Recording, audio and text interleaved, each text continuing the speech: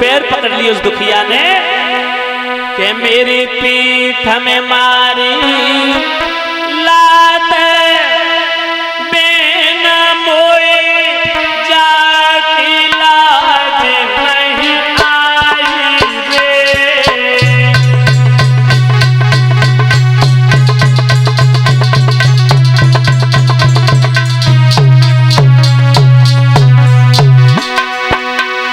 मेरी पीठ में मारी लात बिना मोए जाती लाज नहीं आई रे।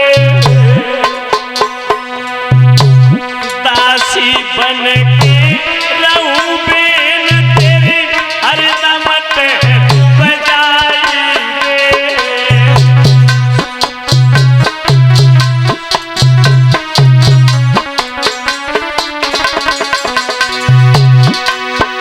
मेरी कोख पे पत्थर पड़े बिन यदि खुद सकी नहीं जाई रे।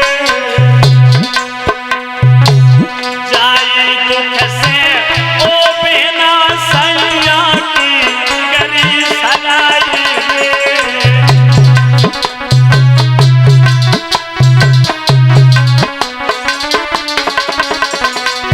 चलो संभालो जा घर को तेरी दासी बन जाऊंगी।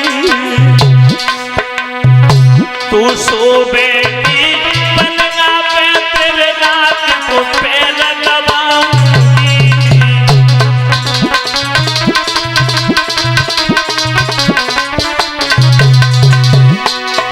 पैर की ठोकर की रोटी में तो पाए पे डबल खाऊंगी। और तेरे सुत हुई जाए पेन में तो तेरे दूध खिलाऊंगी।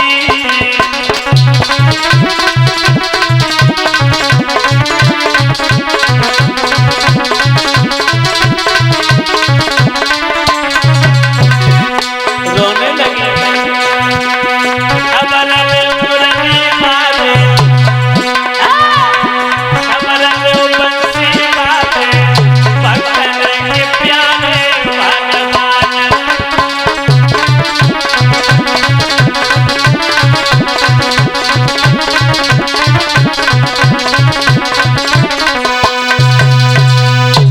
परीक्षित जी ध्यान रखना, वो मैया सुनीति अपनी सौत के पैरों पर लिपट करके फपक फपक के रोने लगी। कहने लगी बहन तुम अंदर चलो, तुम्हारी सेवा करूंगी, दासी बन के रहूंगी, तुम्हें पलंग पर सुख दूंगी, तुम्हारे वस्त्रों को धुल के साफ करके दूंगी, तुम्हारी सेवा करूंगी, तुम्हारे कोख से जो बालक पैदा होगा मैं तुम्हारे बच्चे को खिलाऊंगी।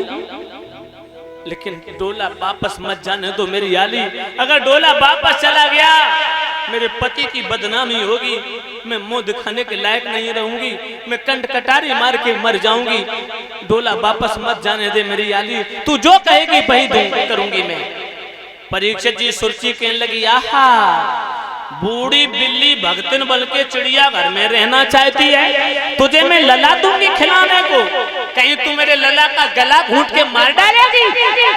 चल पीठ फेर यहाँ से, तू रहेगी इस घर में तो मैं नहीं रहूंगी, और मैं रहूंगी इस घर में तो तू नहीं रहेगी।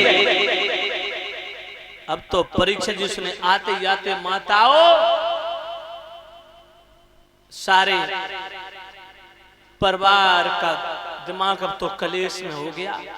राजा तानपाद रो रहे हैं, रानी बोली महाराज तुम क्यों रो रहे?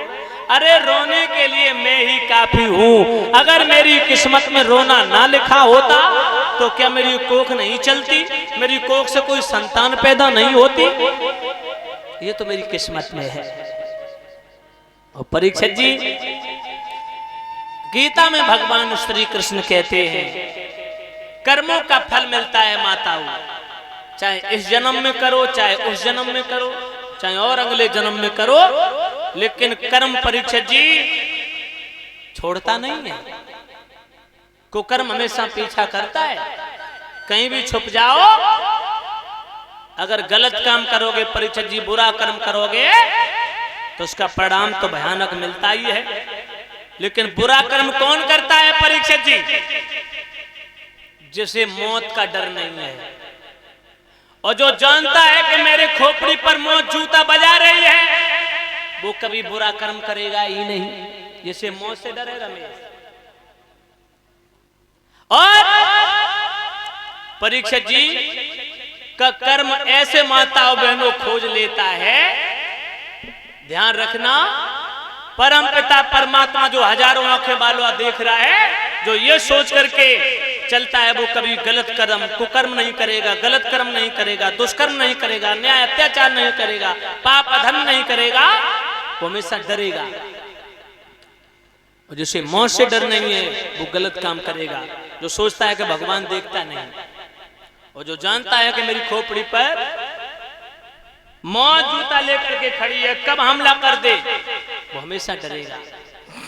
भाइयों ध्यान रखना, परीक्षित जी जैसे 100 गायों के बीच में बछड़ा अपनी मां को ढूंढ लेता है, उसी तरीके से कर्म को कर्म हमें आपको ढूंढ लेते हैं, कितनी भी कोशिश करो। देवियों, गीता में भगवान श्री कृष्ण का है श्लोक आया है, प्रधान जी, कर्मणाए जायते जंतु जीव कर्मणाए विलियते सुखम दुखम भयम क्षैवम कर्मणाए अभिपद्यते। सुख भी कर्म से मिलता परीक्षित जी, और दुख भी कर्म से मिलता है। गोस्वामी तुलसीदास ने लिखा कि कर्म प्रधान विश्व रच राखा, जो जसु कर्म सो तसु फल चाखा। परीक्षित जी, जैसा हम आप कर्म करोगे वैसा फल मिलेगा। माताओं बहनों भाई बंधु, मैया सुनीति कहने लगी तू क्या चाहती है बहन?